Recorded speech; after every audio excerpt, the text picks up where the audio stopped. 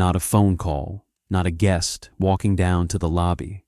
An internal request logged through the in-room phone system, routed through the property management software, timestamped 2:03 a.m., with a requested wake-up time of 6:15 a.m., and a note field that read, in lowercase, "Please knock twice, not 3. I am not a person who believes in much. I worked the overnight desk at that inn for almost 2 years, and in that time I had seen drunk guests, sleepwalking guests, guests who forgot what room they were in, guests who thought the front desk was their kitchen. I had seen the printer turn itself on at 3 a.m. and spit out a single blank page for no reason. I had seen the ice machine reboot and play a short chime, a melody no one in the building recognized. In the middle of a Tuesday, I had a whole mental folder labeled Weird but Explainable. My wife, back then, she was just my girlfriend, would call me at midnight and ask why I sounded so tired. I never told her about the folder. Room 12 did not fit in that folder. I tried to put it there. It kept sliding out. I should tell you where this place is, because the location matters more than I understood at the time. The inn sits just off the highway that runs toward West Sedona, tucked behind a curve where the red rock starts to rise on the north side. It is not one of the big resorts. 22 rooms, single story, built in the late 70s, renovated twice. Once in 1994 and again in 2009. The parking lot has cracks in the asphalt that the owner patches every spring with coal pour filler. The sign by the road is wooden, hand-painted, with a silhouette of a cactus that looks more like a fork. The kind of place people book because the chain hotels are full, or because they read somewhere that the energy out there is different, and they wanted a cheaper way to test that theory. We got a lot of couples, a lot of hikers, a lot of retirees on long road trips, and every so often, someone who clearly came to Sedona for reasons they did not want to explain to a stranger behind a counter at midnight. My shift was 11 p.m. to 7 a.m., 4 nights a week, Tuesday through Friday, with Saturday night covered by a part-timer named Lee.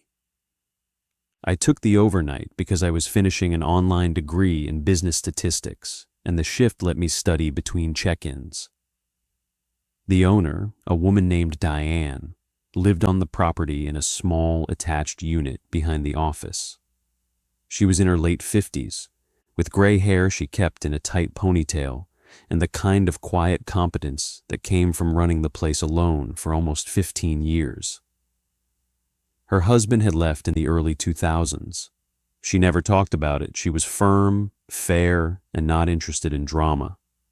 If you told Diane a ghost story, she would look at you the way a veterinarian looks at someone describing their dog's personality.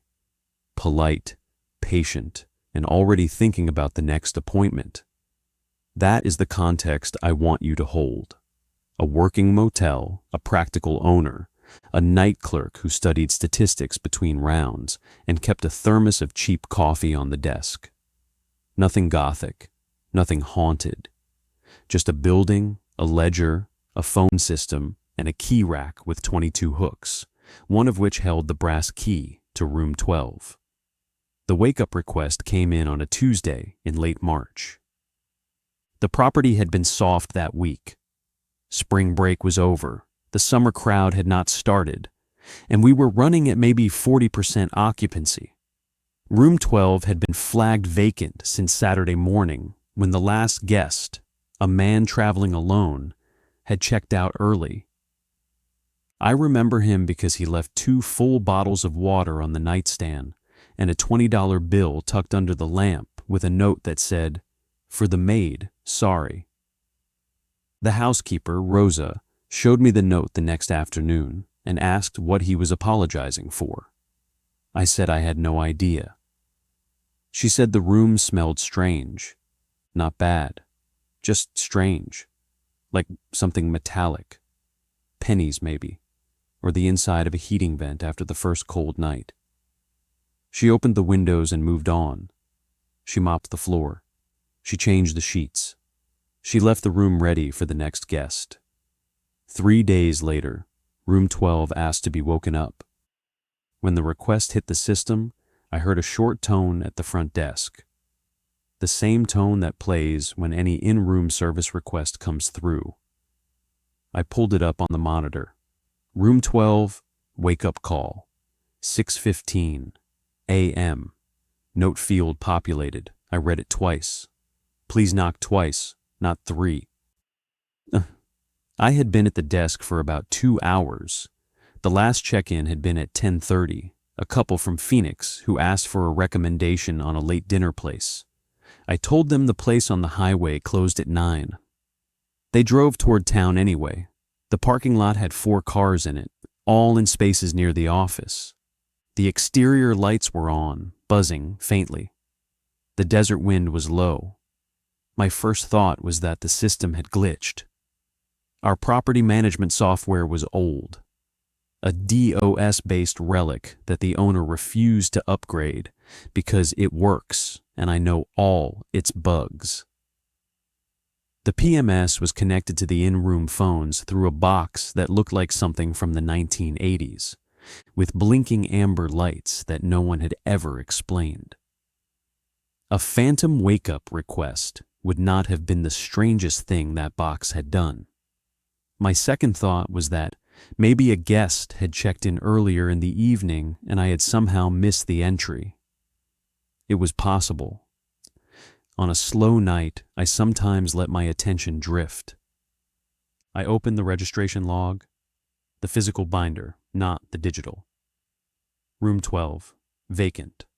Last cleaned Saturday at 10:47 a.m. No reservation on file. No incoming booking from the website. No walk-in record. I checked the key rack. The brass key for room 12 was still hanging on its hook, exactly where it had been since Saturday. My third thought was that someone had broken in. Squatters, maybe. Someone who knew the room was empty and had jimmied the lock. I looked up from the log. The office had a window that faced the parking lot. Room 12 was at the far end, the last door before the desert. The light outside it was on a yellow bug light in a metal cage. The door was closed. No movement. I picked up the desk phone and dialed the room. It rang 4 times and clicked over to the automated voicemail. A woman's voice, generic, saying the guest was unavailable. I hung up and dialed again. Same thing. I checked the key log. A physical key had been issued for room 12 only once in the last week. To housekeeping on Saturday morning, and it had been signed back in the same day. The electronic backup lock. We had a secondary keypad system on the exterior doors, installed after a break-in 3 years earlier. Showed no entries since Saturday either. The log was clean. I did what any reasonable night clerk would do. I grabbed the master key from the lockbox behind the counter. I grabbed the radio that connected to Diane's unit, though I did not turn it on. I walked down to room 12 to check. The inn is shaped like a long L. The office sits at the corner of the L where the 2 arms meet. Rooms 1 through 12 run along the short arm, facing the parking lot. Rooms 13 through 22 run along the long arm, facing the desert. Room 12 is at the far end of the short arm, closest to the wash. It is also the only room on the property that shares a wall with nothing. Its west wall is the exterior wall of the building, and beyond that wall is about 40 feet of gravel. Then a chain link fence, then the wash. The wash is dry most of the year.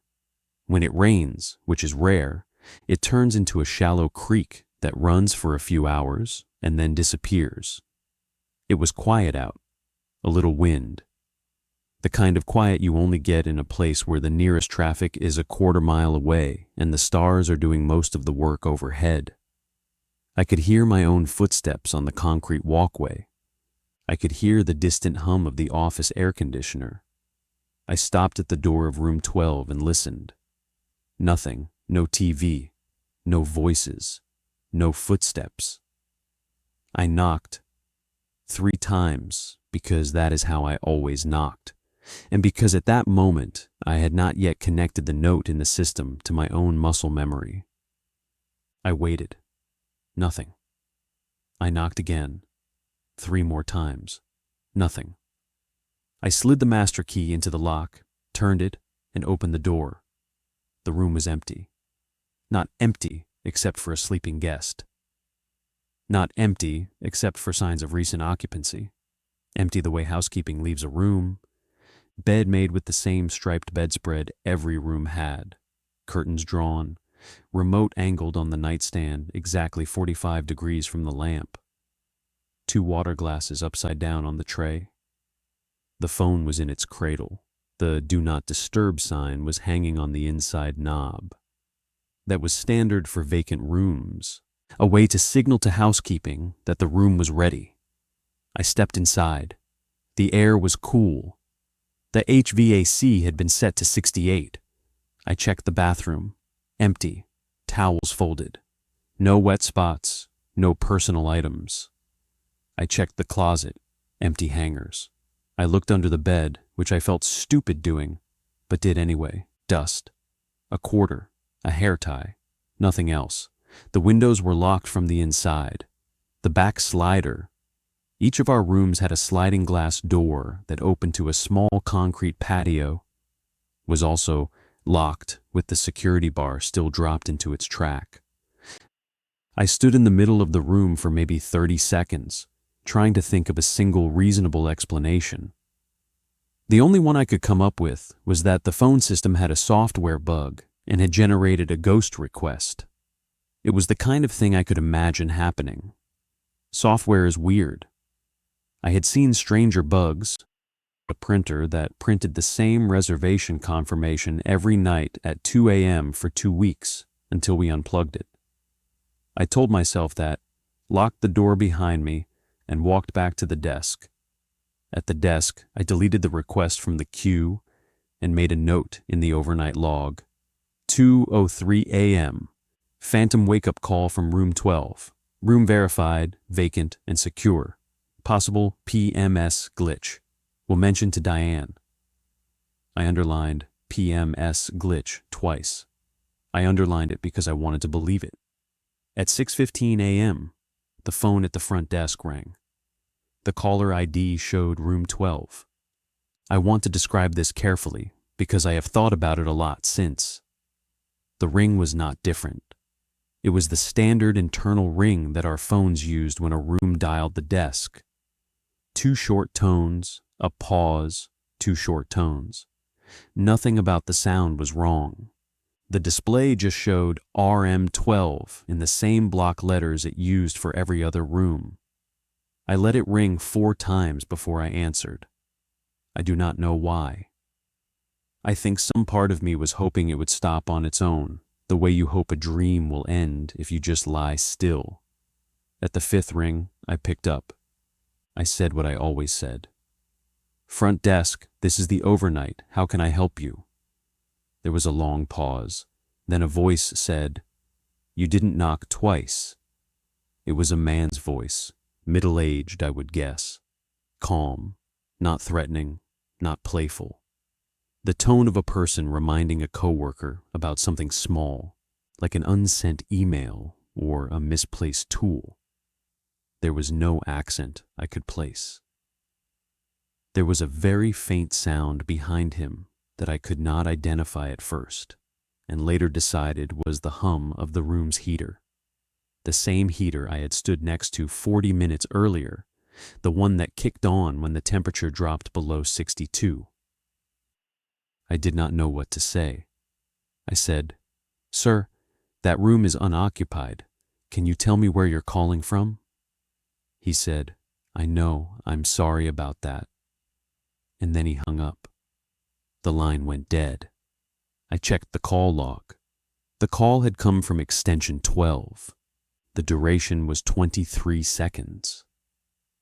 I sat at the desk for a long time after that. The sun was starting to come up over the rocks. The color on the east-facing walls was turning that specific Sedona pink that tourists photograph every morning. I remember staring at the light and thinking very clearly, I'm going to get fired if I write this in the log the way it actually happened. I'm going to sound unstable. I need a version of this that Diane can read without worrying about me. I wrote that the room had called the desk at 6:15 to cancel the wake-up request. I wrote that I confirmed the cancellation. I wrote that I would flag the phone system for inspection. I signed my name and went home. I did not sleep well that day. When I came back the next night, Diane was at the desk waiting for me. She had the log in front of her. She was wearing her usual work clothes, jeans, a flannel shirt, boots. Her reading glasses were perched on her nose. She asked me, without preamble, if I had actually spoken to someone in room 12. I said I had taken a call from that extension. She watched my face for a moment and then said, "Walk me through it, slowly." I did. I kept it factual. I did not say the voice had told me I had not knocked twice. I said a male voice had canceled a wake-up request I had not placed, and that the room had been empty when I checked it. I said the caller ID showed the room. I said I had no explanation. Diane listened without interrupting. She did not fidget. She did not ask clarifying questions. When I was done, she said, "The phone system can't generate outbound calls from a vacant room. I've had that confirmed twice. Once by the installer and once by the company that took over the contract. I made them send a tech out to test it. They said the system is working correctly." I asked her what she thought it was. She said, "I think you should avoid room 12 on your rounds for a little while. I'll handle it." That was the first thing she said that actually scared me. Not the wake-up call, not the voice. Diane saying, "I'll handle it," in a tone that suggested she had handled it before. Diane was not a person who avoided things. She changed her own flat tires. She once chased a drunk man off the property with a broom. If she said, "avoid the room," she meant there was a reason. The next 2 weeks happened like this. The night after that conversation, nothing happened. The night after that, nothing happened. I started to relax. I started to believe the software story again. It is amazing how quickly the human brain will reshelf something impossible if you give it 2 quiet nights in a row. On the third night, a guest in room 10 came to the desk at around 1:30 a.m. and asked if the room next to hers was occupied. I said no, it was vacant. Room 10 is 2 doors down from room 12. Room 10, then 11, then 12. She was a woman in her early 40s, traveling alone, here to do some hiking. She had checked in around 9 p.m. and had seemed fine. Now she looked tired and a little embarrassed. She said she was hearing someone cough through the wall, not constantly, every few minutes. A dry cough, she said, like someone sick but trying to be quiet about it. She said it had been going on for about an hour. I told her the building was old and sound carried strangely, which was true. I offered to move her to room 4, which was empty and on the other side of the property, far from room 12. She accepted. She looked relieved in a way that I did not fully register until later. As she was leaving, she turned back and said, "There's no one in that room?" I said no. She said, "Then who's coughing?" I said I didn't know. She left. After she moved, I walked to room 12. I stood outside the door and listened. Nothing. I pressed my ear to the wood. The heater hummed. The desert was quiet. I went back to the desk. On the 4th night, I noticed something strange about the exterior lights. The walkway lights on our property were on timers, old mechanical timers that clicked when they switched on and off. The one outside room 12 had always worked fine. That night, around 1:45 a.m., it began to flicker. Not a steady flicker, a slow pulse. On for 5 seconds, off for 2. On for 5, off for 2. I watched it from the office window for almost 10 minutes. Then it stopped. At 2 a.m., it started again. At 2:15, it stopped. I made a note. On the 5th night, a reservation came in through the booking site for room 12. A man, one night, paying by credit card. I flagged it. I walked into Diane's office the next morning before I left and told her about it. She looked at the screen for a long time. Then she picked up the phone and called the booking site and told them room 12 was being taken offline for maintenance and could not be booked for the foreseeable future. She had them refund the guest and block the room in the system. I asked her carefully if something had happened in that room before. She said, "Nothing that's any of the guests' business." I asked if it was something that was any of my business. She was quiet for a while. She looked out the window at the rocks. Then she said, "A man died in there 6 years ago, natural causes. He was a long-term guest. He'd been staying with us for about 3 weeks. He was a quiet man. He paid weekly. He kept to himself." One morning Rosa went in to clean, and he was in the chair by the window. He'd been gone a few hours. The paramedic said it was his heart. There was nothing suspicious, no foul play, just a man in a motel room. I asked her why she was telling me this now and not when I started. She said, "Because I didn't want you to know. Most of the staff don't. It's a room in a motel. People die in motel rooms sometimes. It's not supposed to be a story." I asked her if anything had happened before my shift that night. Any other calls, any other anomalies. She said, "Things have happened. Not often, not every year. The phone was the first time it was that direct." I remember thinking, that direct. On the 6th night, I started keeping a separate log, not the official one, a small notebook I bought from the gas station down the road. I wrote down every time the light flickered, every time I heard a sound from that direction, every time a guest mentioned anything unusual. I wrote down the date, the time, and what I observed. I kept the notebook in my back pocket. On the 7th night, the light flickered again. Same pattern. On for 5 seconds, off for 2. This time I walked out to the pole. The light was a standard yellow bug light in a metal cage. The cage was warm to the touch. I tapped it. Nothing changed. I went back inside. At 2:15, the flickering stopped. On the 8th night, a guest in room 14 came to the desk around 2:30 a.m. He was a man in his 50s, traveling with his wife. He said the TV had turned on by itself, not the one in his room, the one in the room next door, which he said he knew was vacant because he had peeked through the curtains and seen the empty bed. He said the TV was playing static, loud static. He asked if I could turn it off.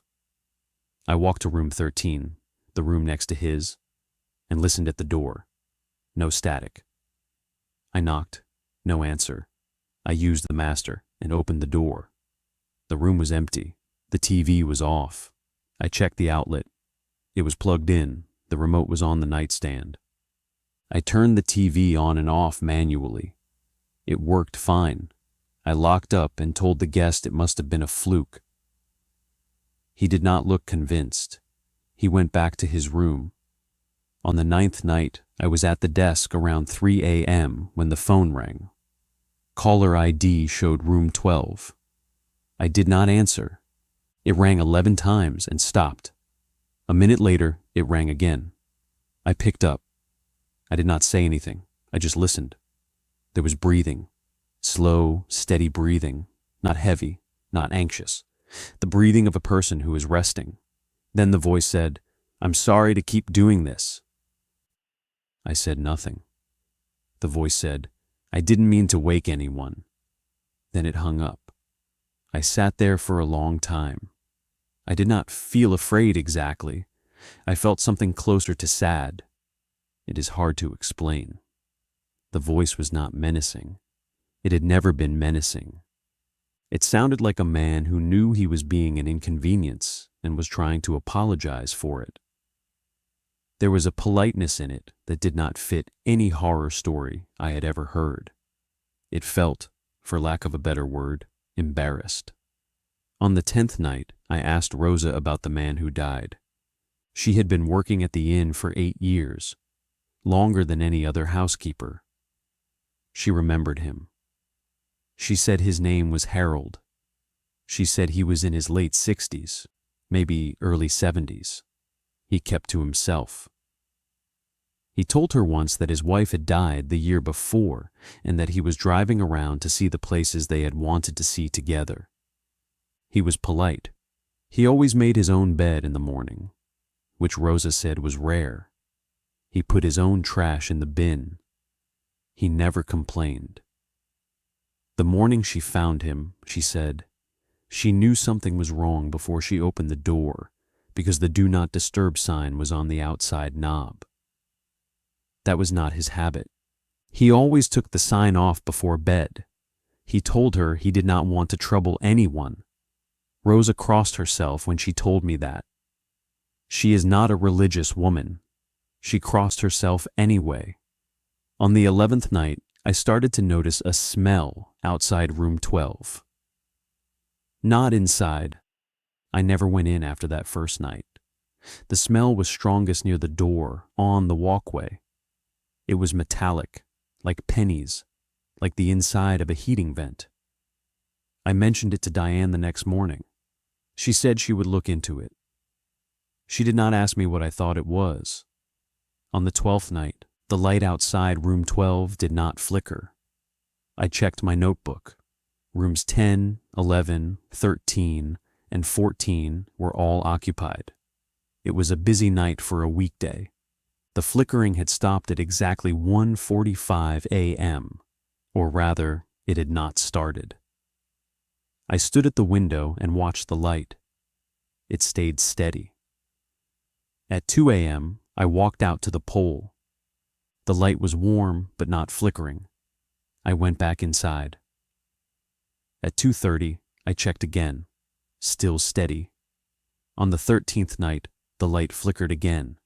Only rooms 10 and 14 were occupied. I wrote it down. On the 14th night, the thing that made me give notice happened. It was a Thursday, about 5 weeks after the wake-up call. The inn was almost full. A wedding party had taken 8 rooms for a family reunion. I had been at the desk since 11. Around 3 a.m., a man came out of room 15 and walked to the desk in socks, holding a plastic ice bucket. He was in his 60s, gray hair, calm demeanor, the kind of man who looked like he had been a high school principal or a bank manager. He set the bucket on the counter and said, "I think there's a problem in the room next to mine. Room 15 is next to room 14. Room 14 is next to room 13. Room 13 is next to room 12. He was 2 rooms away from 12. I asked him what kind of problem. He said, "Someone's been knocking on my wall twice, every 10 or 15 minutes for about an hour." I said, "On the wall between you and room 14. He said, "No, the other wall. The other wall of room 15 faces the desert. There is no room 16. There is nothing on the other side of that wall except 40 feet of gravel, a low chain-link fence, and the wash. The wash was dry. The night was still. I asked him to describe the knocking. He said it was soft. 2 knocks, quick, not loud. He said he thought at first it was the pipes. Then he realized the pipes were on the other side of the room. He said he had tried knocking back. Nothing happened, He said he had opened his door and looked outside. No one was there. I went out with him. I walked him back to his room. I stood in room 15 with the door open, and I listened. For about 3 minutes, nothing happened. I was starting to form a polite way to suggest he had been dreaming, and then, from the wall that should have faced nothing, came 2 soft knocks. Not loud, not urgent, spaced exactly the way a person knocks when they are being polite at a door they are not sure anyone is behind. The guest looked at me. I looked at him. He said, "You heard that." I said I had. I moved him to another room, room 18, on the other side of the property. I walked the exterior of the building with a flashlight. There was nothing out there. No footprints in the gravel, no ladder, no equipment. The wash was dry and quiet. The stars were doing their thing. I walked back to the desk. When I got to the desk, the phone rang. The caller ID showed room 12. I did not answer it. I let it ring out. It rang 11 times and stopped. A minute later, it rang again. Room 12. I let it ring. It stopped. A minute later, it rang a third time. I picked up. I did not say anything. I just listened. The voice on the other end said, "I'm sorry to keep bothering you." Then it said, "I didn't mean to wake anyone." Then it hung up. I sat at the desk for a long time. The office was quiet. The wedding party slept. The desert wind had picked up a little. I could hear the flag by the office door clinking against its pole. I looked at the phone. The call log showed the 3 calls from room 12, each lasting between 15 and 30 seconds. I wrote them down in my notebook. The next morning, after my shift, I did not go home. I sat in Diane's office. I told her everything, the light patterns, the smell, the guest in room 10 who heard coughing, the guest in room 15 who heard knocking on an exterior wall, the 3 calls, the apology. She listened. She nodded at the right places. When I was done, she said, "I think you should take a few nights off, paid."